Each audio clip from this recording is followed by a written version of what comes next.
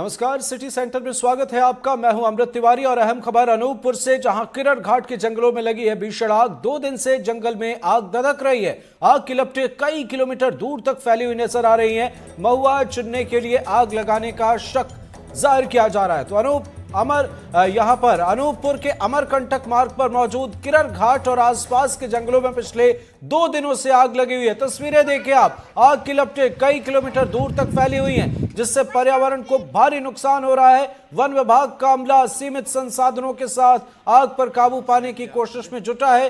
हालांकि उच्च स्तरीय मदद नहीं मिलने से मुश्किल बढ़ रही है। अंदेशा जताया जा रहा है कि महुआ चुनने के लिए आग लगाई गई होगी, जो धीरे धीरे जंगल के दूसरे इलाकों में फैल गई। तस्वीरें आपको दिखा रहे हैं अनूपपुर के किरण घाट की एक्सक्लूसिव तस्वीरें एनडीटीवी मध्य प्रदेश छत्तीसगढ़ पर आप देख रहे हैं। देखिए, आग की भयावह लपटें दूर दूर से नजर आ रही हैं और बेबस नजर आ रहा वन विभाग का अमला। सीमित संसाधनों के साथ आग पर काबू पाने की कोशिश की जा रही है, पर कई किलोमीटर में फैली ये आग इतनी आसानी से बुझने वाली नहीं है। कई चुनौतियां भी हैं वन अमले के सामने।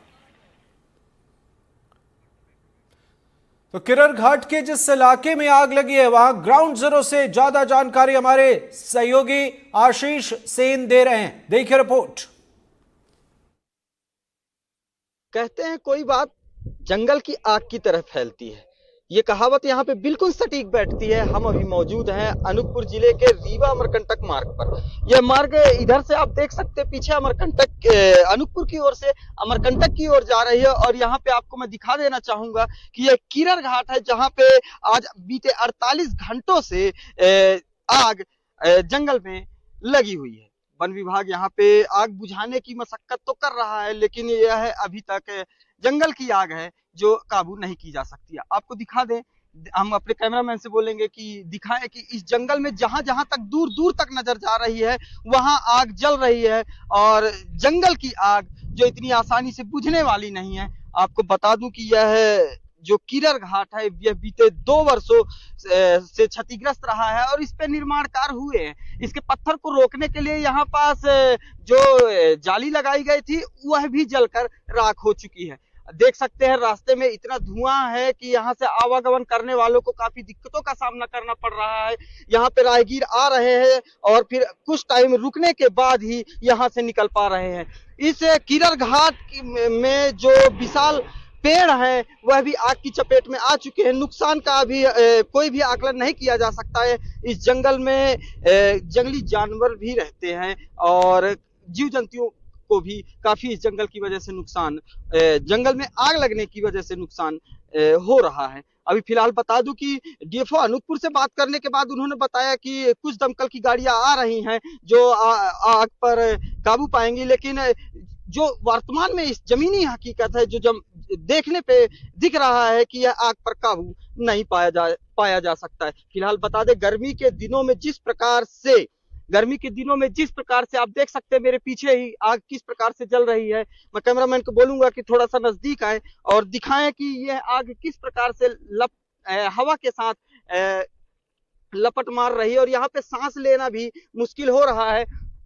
यह किरण घाट का जो जंगल है, काफी दूर दूर तक फैलाव है और इस जंगल को आग ने अपने पूरी आगोश में ले लिया। चल के हम बात करेंगे, हमारे साथ एक व्यक्ति यहाँ पे मौजूद हैं कि भैया यहाँ पे आग कब से लगी हुई है, आप यहाँ पे कब से देख रहे हैं? भैया 2 घंटे से हम लोग देख रहे हैं और एकदम लपेटे में आग पूरे जंगल को ले ली है। 2 घंटे से आप लोग देख रहे हैं, यहाँ पे कितनी दूर तक आग लग चुकी है? भैया अभी कम से कम तो लग रहा है 6-7 किलोमीटर तक आग है, क्योंकि जो घाट है जो 5-6 किलोमीटर का है। जी जी, 6-7 किलोमीटर का है। कोई भी विभागीय अमला आपको नजर आया? नहीं भैया, कोई भी नहीं आया, ना फायर ब्रिगेड वाले आए, ना कोई प्रशासन से कोई भी नहीं आया। क्या लगता है कितना नुकसान वनों का हुआ होगा? क्षति हुआ है भैया, बहुत क्षति हुआ है, वनों का क्षति हुआ है। जानवर भी पूरा रहे, आप बंदर लोग बैठते रहे, पूरे बंदर भाग गए। क्षति तो हुआ है। देख सकते हैं ये राहगीर है, बता रहे हैं हम 2 घंटों से यहाँ पे रुके हुए हैं और देख रहे हैं कि जंगलों की आग लगातार बढ़ते जा रही है और यहाँ पे कोई भी वन अमला या फिर फायर ब्रिगेड, दमकल की गाड़ियां मौजूद नहीं है जो आग पर काबू पाने के लिए डीएफओ अनूपपुर बताते आ रहे हैं। देखना होगा कि यह आग पर काबू कब तक पाया जा सकता है। फिलहाल हम बता दें कि अनूपपुर जिला प्राकृतिक संपदाओं से परिपूर्ण है, भरपूर है। यहाँ पर विशेष प्रकार की औषधियां पाई जाती है, विशेष प्रकार के यहाँ पे पेड़ पाए जाते हैं। जो साल का वृक्ष है, जो सजाती पौधा है, अपने ही पौधों के बीच होता है, उन पौधों पर आग लगना कहीं ना कहीं प्राकृतिक को काफी गहरा नुकसान है और पर्यावरण में भी इसका गहरा प्रभाव पड़ सकता है। यहाँ पे जो जंगली जानवर है, वन्य प्राणी है, उनको भी रहने के लिए अब जंगल रहा नहीं। जंगल में आग काफी तेजी से लगातार फैलती जा रही है। एनडीटीवी के लिए आशीष सेन, अनूपपुर। अशोकनगर में एक लोडिंग गाड़ी में अचानक आग लग गई। जानकारी के मुताबिक रेहटवास गांव के पास यह हादसा हुआ। लोडिंग गाड़ी जब वहां से गुजर रही थी तो खेत में जल रही नरबाई की आग से अचानक एक चिंगारी उड़कर लोडिंग गाड़ी पर गिर गई और उसमें आग लग गई, जिससे करीब 70,000 रुपए का नुकसान हुआ है। फायर ब्रिगेड की टीम ने कड़ी मशक्कत के बाद आग पर काबू पाया है।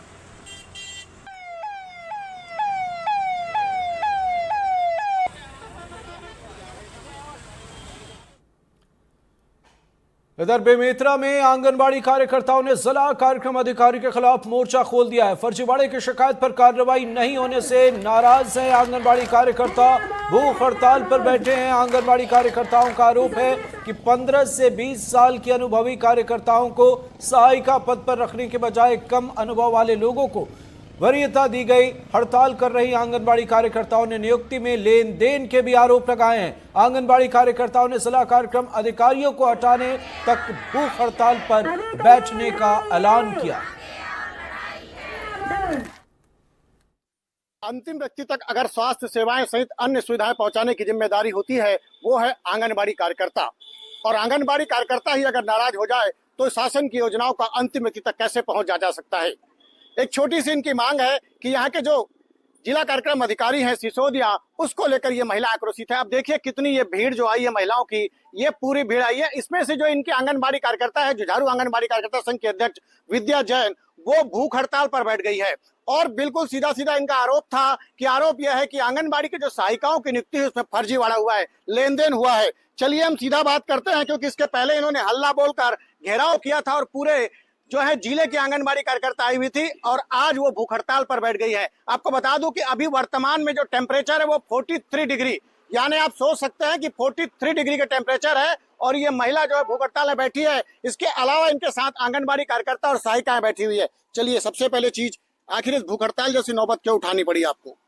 आज अगर मैं ये कदम उठाई हूँ भूख हड़ताल के लिए, अपने ही विभाग के अधिकारियों के खिलाफ मैं भूख हड़ताल में बैठी हूँ। और जब तक हमारी मांग पूरा नहीं हो जाता, कोई भी शासन का आदेश रहता है उसको अनदेखा करके अपने मनमानी तरीका से यहाँ नियुक्ति किया जाता है। और छोटे से भी अगर कुछ, जैसे केंद्र सरकार के हमारे रजिस्टर बंद हो चुका है 11 पंजी, उसके बाद भी डीपीओ साहब के द्वारा दबाव दे के 11 रजिस्टर हम लोग को बनवाने के लिए दबाव बना रहे हैं, जिससे हम लोग हम लोग को मानसिक पीड़ा हो रही है।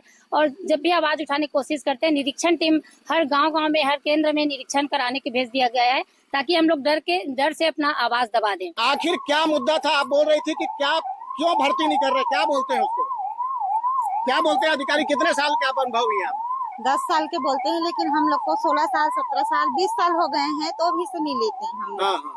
और आपसे कम पद वाले को ले लेते हैं क्या? हाँ, हमारे से कम पद वाले को ले लेते हैं और उन लोग को ना 4 साल 5 साल हुए हैं उन लोग को ले लेते, ताकि हम लोग को 15 साल 20 साल हो गए तो हम लोग को लेना चाहिए ना।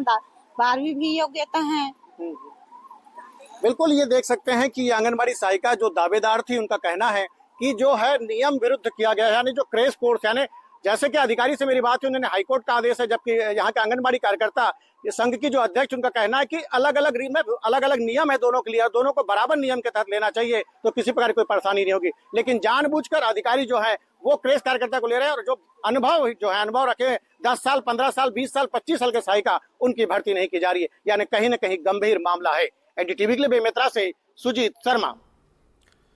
जबलपुर में नाबालिग के घर में घुसकर एक युवक ने दरिंदगी की। नाबालिग के शोर मचाने पर आरोपी युवक ने हत्या का प्रयास किया। इस बीच मौके पर परिजनों के पहुंचने पर आरोपी फरार हो गया। घटना मझगवा की है, जहां थाने में पीड़ित परिवार की शिकायत पर रेप और पॉक्सो एक्ट के तहत मामला दर्ज कर आरोपी अमर महोबिया को गिरफ्तार कर लिया गया।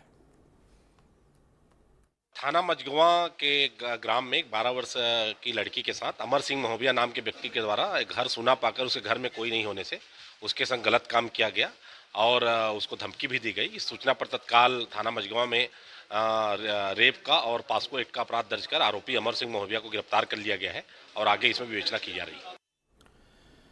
रायपुर में अभी भी नकली होलोग्राम का खेल चल रहा है। मामले में धड़ल्ले से नकली होलोग्राम और ढक्कन लगी शराब बेचने के मामले में बड़ा खुलासा हुआ है। तेंदुआ स्थित बीएच ढाबे में नकली शराब बेची जा रही थी। सूचना मिलने के बाद आबकारी विभाग ने दबिश दी। इस दौरान ढाबा और एक दुकान से भारी मात्रा में नकली ढक्कन और अलग अलग डिस्टिलरी के नकली स्टिकर समेत नकली सुरक्षा होलोग्राम जब्त किए गए। पुलिस ने इस मामले में ढाबा संचालक और प्रिंटर्स मालिक को गिरफ्तार किया है।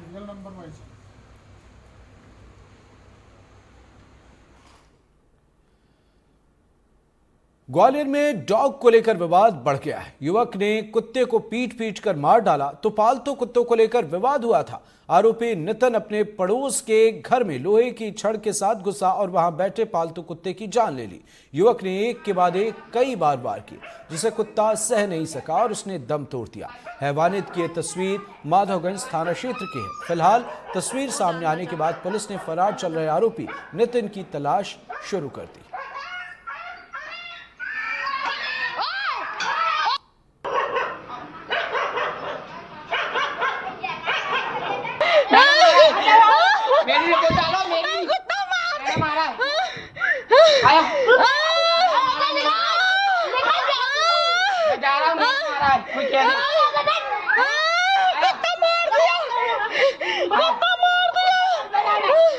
मैंने मारा मेरी कुत्ता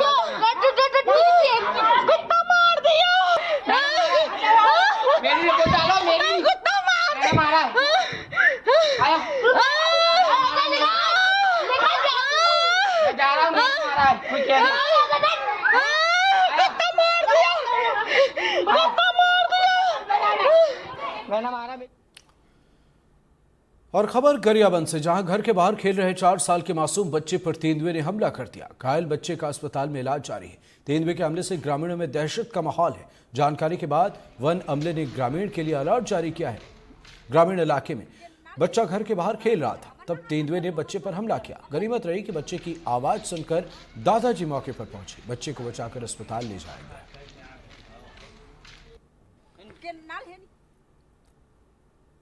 बालोद के अड़कापारा और नारंगसुर गांव में प्रशासन की लापरवाही की मार की तस्वीरें नजर आ रही हैं। चड़कापारा में सामुदायिक भवन और सार्वजनिक शौचालय का निर्माण कार्य पिछले 8 साल से अधूरा पड़ा है। आरोप है कि निर्माण के दौरान लापरवाही भी बरती गई। भवन के कॉलम को सही ढंग से नहीं भरा गया। इसी के साथ नारंगसुर गांव में साल 2012-13 में आंगनबाड़ी भवन का निर्माण कार्य शुरू हुआ था, लेकिन अब तक वो पूरा नहीं हुआ है। प्रशासन का कहना है कि इसकी जानकारी डोंडी के जनपद पंचायत के मुख्य कार्यपालन अधिकारी से ली गई और जो भी दोषी होगा उसके खिलाफ कार्रवाई की जाएगी।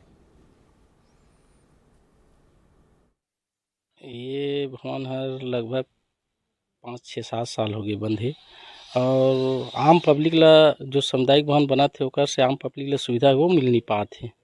गांव में कहीं शादी बर ब्याह होते या कोई कार्यक्रम होते तो सामुदायिक भवन के फायदा मिलती सो नहीं मिल पाते।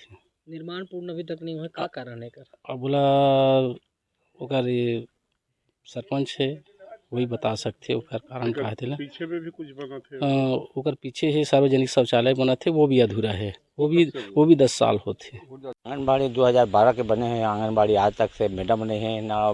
लड़का मन का करवे, मैडम नहीं तो बाहर गांव में अपन रिश्तेदारी में ले के पढ़ाते हैं। 22 दिन में लोग लेकर मन आ जावा, रास्ता पुलिया मन पूरा फुट फाड़ देते थे। बच्चा मन 8 दिन 4 दिन भी स्कूल नहीं जा पाए। परेशानी है कौन सा बच्चा मन रोज के लान भी ले थोड़े ले जबो, बच्चा मन आना जाना 8-10 दिन पानी चालू हो जाते हैं, आना जाना बंद हो जाते हैं, स्कूल नहीं जा पाए। वही शौचालय भी है जो पिछले 10 साल से रहा है, किस मत से बन रहा है, कौन बना रहा है, इसकी ग्रामीणों को जानकारी नहीं है। ये तो बड़ा दुर्भाग्य की बात है सर कि प्रशासन वहाँ तक नहीं पहुँचा है और 10 साल से वो अभी कार्य अधूरा है। जिस संबंध में तथ्यात्मक प्रतिवेदन तुरंत हम मुख्य कार्यपालन अधिकारी जनपद पंचायत डोंडी से लेंगे और इसमें जो भी जिम्मेदार अधिकारी होंगे या कर्मचारी होंगे उनके खिलाफ कार्रवाई की जाएगी। भवन हर 10 साल हो गए बन देते हैं अभी तक के नहीं बन पाते। एक बहुत गांव वाला मन बहुत उपाय करथन, कलेक्टर कर देथन, कागज ला लिख पढ़ के तबले काम नहीं करते। उधर बिलासपुर के इमलीपारा रोड पर अतिक्रमण के खिलाफ कार्रवाई की गई। नगर निगम ने सरकारी जमीन से अवैध कब्जा हटाया। बुलडोजर चलाकर अतिक्रमण को हटाया गया। कार्रवाई के दौरान विरोध भी देखने को मिला। हालांकि नगर निगम ने कार्रवाई से पहले नोटिस जारी कर दिया था। उसके बाद ये कार्रवाई।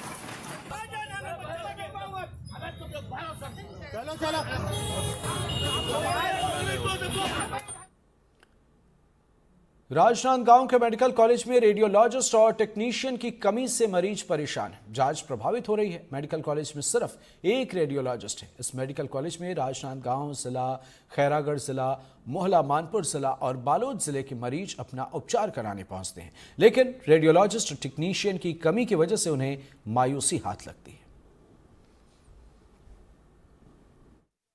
देखिए, मेडिकल कॉलेज राजनांदगांव पूरी तरह से अव्यवस्थाओं की भेंट चढ़ चुका है।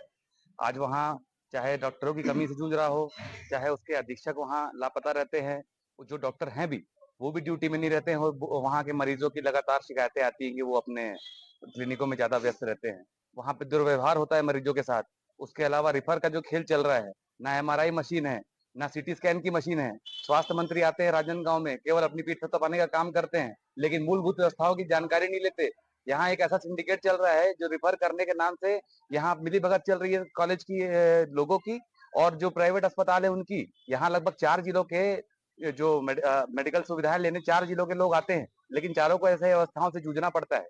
यहाँ पे रेडियोलॉजिस्ट एक है जो बता रहे हैं, उसके हिसाब से पूरा का पूरा कॉलेज चल रहा है। तो ये सिंडिकेट बंद होना चाहिए और आके जो डिंगे ढांकते हैं और जो पैसों की बातें करते हैं, वो सारे के सारे भ्रष्टाचार की भेंट ऐसे चढ़ते हैं कि मूलभूत सुविधाओं पे काम नहीं होता। केवल सौंदर्यीकरण, तो कहीं प्रतीक्षालय, तो कहीं बाउंड्री वॉल जिसमें कमीशन हो, वो सारे काम ये करते हैं, लेकिन मूलभूत सुविधाओं पे ध्यान नहीं देते। हाँ, अभी बहुत सारे फैकल्टी की कमी तो है हमारे यहाँ, खास करके रेडियोलॉजिस्ट की भी कमी है। इनका नियमित नियुक्ति जो है वो शासन स्तर से होनी है, लोक सेवा आयोग के माध्यम से होती है नियुक्ति। और जो हम लोग यहाँ पे कॉन्ट्रेक्चुअल बेस पे नियुक्ति करते हैं, तो हर 15 दिन में हम वॉक इन इंटरव्यू कर रहे हैं। जो भी पात्र उम्मीदवार अगर आता है तो उसकी हम यहाँ भर्ती कर देंगे। उनकी भर्ती होने के बाद ये सुविधाएं निश्चित रूप से सुधार होगा। अभी जितना स्टाफ हमारे पास है उसमें जो सुविधाएं हम ज्यादा दे सकते हैं वो हम लोग पूरी कोशिश कर रहे हैं। और यूपीएससी के फाइनल नतीजे आ गए। भोपाल के रहने वाले क्षितिज शर्मा ने कमाल कर दिया है। क्षितिज को यूपीएससी परीक्षा में 58वीं रैंक हासिल हुई है। क्षितिज इसके पहले लॉ की पढ़ाई कर चुके हैं और नौकरी भी की, लेकिन कोरोना में नौकरी छोड़कर घर पर ही रहकर यूपीएससी की तैयारी शुरू कर दी। अब तीसरे अटेम्प्ट में उन्होंने 58वीं रैंक हासिल कर ली है। क्षितिज ने बताया कि उन्होंने कोई कोचिंग क्लासेस नहीं ली है। क्षितिज बताते हैं कि वे लगातार 8 से 10 घंटे तक सामान्य पढ़ाई करते रहे। क्षितिज का कहना है कि मध्य प्रदेश कैडर मिला तो वे मध्य प्रदेश में युवाओं और महिलाओं के लिए काम करेंगे। भोपाल के रहने वाले क्षितिज शर्मा मेरे साथ मौजूद हैं और क्षितिज का यूपीएससी में इस बार 98वीं रैंक है। इससे पहले क्षितिज लॉ की पढ़ाई करते थे और अब आईएएस बनने जा रहे हैं और उसके पहले हम बातचीत करते हैं। सबसे पहले आपको एनडीटीवी की टीम की तरफ से बहुत बधाई। क्या सोचा था और कैसा रिजल्ट आया? जी thank you so much. Expectations तो मेरी थोड़ी टेम्पर्ड ही थी। पता नहीं था रिजल्ट कैसा आएगा, क्योंकि your effort can take you so far, उसके बाद लक का बहुत बड़ा रोल होता है। तो बस यही था कि जैसा भी रिजल्ट आए अच्छा ही होगा, होता है तो ठीक है, नहीं होता है तो भी ठीक है। को मानते हैं कि भाग्य है? जी बिल्कुल, मैं हमेशा मानता हूँ कि फॉर्चून फेवर्स द ब्रेव। तो अगर आप मेहनत करेंगे तो लक भी आपका साथ ज़रूर देगा। कानून की पढ़ाई में, लॉ की पढ़ाई में आपका इंटरेस्ट रहा है, इसके बाद सिविल सर्विसेज की ओर रुझान कैसे बढ़ा? एक्चुअली मैं लॉ की पढ़ाई करने के बाद 2-3 साल मैंने काम भी किया है ना कॉर्पोरेट लॉ फर्म इन बॉम्बे। पर धीरे धीरे कोविड में कुछ चीज़ें बदली हैं। जैसे मुझे रियलाइज़ होना चालू हुआ कि my expectations from a job are higher.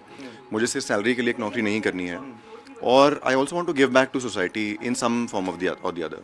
तो उसके लिए मैं सोचा कि एक सिविल सर्विस एक बहुत अच्छा प्लेटफॉर्म है।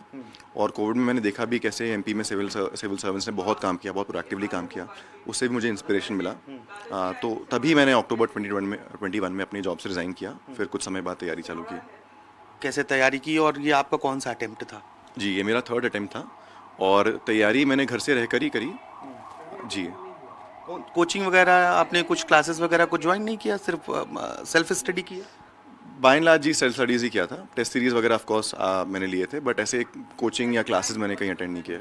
अभी भी घर पे रह के ही पढ़ाई कर रहे हैं, मतलब आज के डेट के पहले तक आप पढ़ते ही होंगे मुझे लगता है। जी, तीनों टाइम मैंने घर से ही रह के किए हैं जी। जो लोग हैं, जो और लोग यूपीएससी की तैयारी कर रहे हैं, क्योंकि ये देश की सबसे बड़ी सेवा मानी जाती है और बहुत बड़ी संख्या ऐसी है जो दिल्ली के राजेंद्र नगर में या फिर अन्य जगहों पर, भोपाल में, पटना में, इलाहाबाद में, हम प्रयागराज में देखते हैं बहुत बड़ी संख्या में लोग जाते हैं। उन्हें क्या आप सलाह, क्या सजेशन देना चाहेंगे? जी, मैं आई थिंक वो थोड़ा इसमें यही कहना चाहूँगा कि वो आपके ऊपर डिपेंड करता है कि आपको कितनी ज़रूरत है असिस्टेंस की। वैसे मेरा बैकग्राउंड एकेडमिकली ठीक ही था, और लॉ की पढ़ाई में भी जैसे बीए में हम लोग ये सारे सब्जेक्ट्स पढ़ते ही हैं, चाहे हिस्ट्री हो, चाहे इकोनॉमी हो, चाहे सोशियोलॉजी हो, तो एक फेमिलियरिटी भी थी। तो मैं कहूँगा कि आप खुद को असेस करिए। अगर आपको लगता है कि आपको एक गाइडेंस की ज़रूरत है तो उसमें कोई गलत बात नहीं है। और बस ये भी कहूँगा कि दिल्ली में आपको जो कंपनी मिलती है उसका बेस्ट आप बनाइए, डिस्ट्रैक्ट मत होइए वहाँ पर जाके। क्षितिज, जब आप लोक सेवा में जाते हैं, एक उदाहरण के तौर पर जब आप कलेक्टर बन जाते हैं, तब आपसे एक्सपेक्टेशंस बहुत ज़्यादा हो जाती हैं। एक पब्लिक की, एक आम जनता की, उसे समझना बहुत ज़रूरी एक पब्लिक सर्वेंट के लिए होता है। आपका क्या मानना है, आप किस दृष्टिकोण के साथ इस सर्विस में जा रहे हैं? जी, I think my north star, अगर मैं जिसको कह सकता हूँ, that would be integrity and honesty in service. Of course expectation आजकल बहुत हाई हैं, क्योंकि we are a welfare state. काफ़ी सुविधाएं सरकार मुहैया कराती है जनता को उनके विकास के लिए और गरीबी से उनको बाहर निकालने के लिए। पर मैं यही कहूँगा कि जन भागीदारी से ही आज की तारीख में कुछ काम हो सकता है। अगर सिर्फ सरकार सोचे कि हम ही सब कुछ कर लें या प्राइवेट सेक्टर पर ही सब कुछ थोप दिया जाए, उससे काम नहीं बनेगा। एक सिनर्जी की ज़रूरत है हर सेक्टर में। आपका विजन क्या होगा? मेरी कुछ प्रायोरिटीज़ हैं जिन पे होपफुली मुझे काम करने को मौका मिलेगा। My biggest priority would be MP में रहते हुए अगर मुझे काडा मिलता है तो एमपी के यूथ के लिए और एम्प्लॉयमेंट अपॉर्चुनिटीज़ क्रिएट करने की कोशिश करना। जैसे मैंने खुद भी बाहर काम किया तो आई अंडरस्टैंड कि कैसे होता है, आपको बाहर जाना पड़ता है नौकरी ढूंढने के लिए। और second priority would be increasing female labour force participation, ताकि महिलाओं की भी भागीदारी इकोनॉमी में बढ़े। और तीसरा would be giving a greater social security net to people, भले हेल्थ के थ्रू हो या फिर एजुकेशन के थ्रू हो, एक बेसलाइन सिक्योरिटी नेट देना बहुत ज़रूरी है। एक दो सवाल और करूंगा बस। एक सबसे महत्वपूर्ण बिंदु आता है कि पढ़ाई कितने घंटे करते हैं, वो कितना मायने रखता है एक सिविल सर्विस के स्टूडेंट के लिए। आपने कितने घंटे तक पढ़ाई की लगभग? जी, डेली 8 से 10 घंटे होता था, पर ऑफ कोर्स प्रीलिम्स में या मेंस में अगर 2 हफ्ते बच गए हैं तो काफ़ी बिजी हो जाता था, 12 घंटे तक हो जाता था जी। सोशल मीडिया को लेकर बहुत सारी बातें होती है कि दूर रहें उससे, आपने दूरी बनाई कि बने रहे? बना रहा, डिलीट तो मैंने कुछ नहीं किया, पर काफ़ी रिस्ट्रिक्ट करके रखा। जैसे Sunday to Sunday Instagram check कर लिया, इस तरह से। एक बार फिर से आपको बहुत बधाई, बहुत धन्यवाद हमसे बातचीत करने के लिए। Thank you so much. Kshitij IAS अफसर होंगे और क्षितिज की मंशा ये है कि वो महिला सशक्तिकरण के साथ ही युवाओं के लिए काम करें। अगर MP कैडर मिलता है तो युवाओं को रोजगार मिले, इस दिशा में भी वो काम करने वाले हैं। भोपाल से कैमरा पर्सन अभिषेक सिंह के साथ आकाश द्विवेदी, NDTV।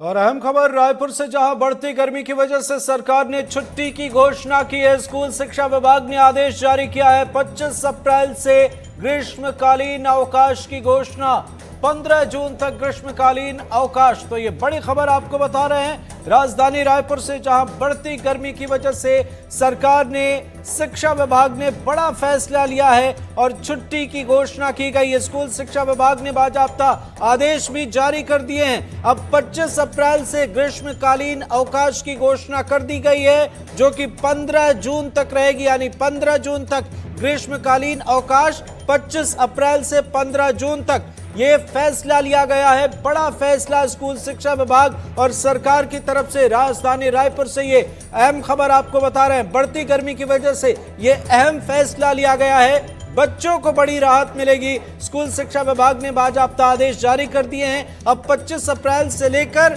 15 जून तक ग्रीष्मकालीन अवकाश की घोषणा सरकार ने कर दी है और यहां पर स्कूल शिक्षा विभाग ने यह आदेश जारी कर दिया है।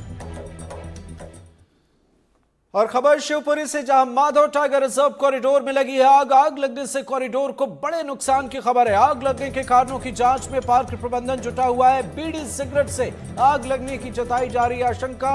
सोमवार देर रात लगी थी आग, दमकल ने पाया काबू। तो अहम खबर आपको बता रहे हैं। और देखिए आप ये तस्वीरें देखें, बीड़ी और सिगरेट से आग लगने की आशंका जताई जा रही है, निश्चित तौर पर एक बड़ी चुनौती। ये तस्वीरें देखिए आप, शिवपुरी की माधव टाइगर रिजर्व कॉरिडोर में आग लगी है और आग लगने से कॉरिडोर को भारी नुकसान पहुंचा है। आप ये तस्वीरें देखें और ये फर्स्ट विजुअल हम आपको एनडीटीवी पर दिखा रहे हैं, एक्सक्लूसिव तस्वीरें। सबसे पहले आप देख रहे हैं एनडीटीवी पर शिवपुरी की खास तस्वीर और इस मामले में जांच जारी है। पार्क प्रबंधन जो है, किस वजह से आग लगी, क्या स्थिति है, कितना नुकसान, इस मामले की जांच में जुटा है।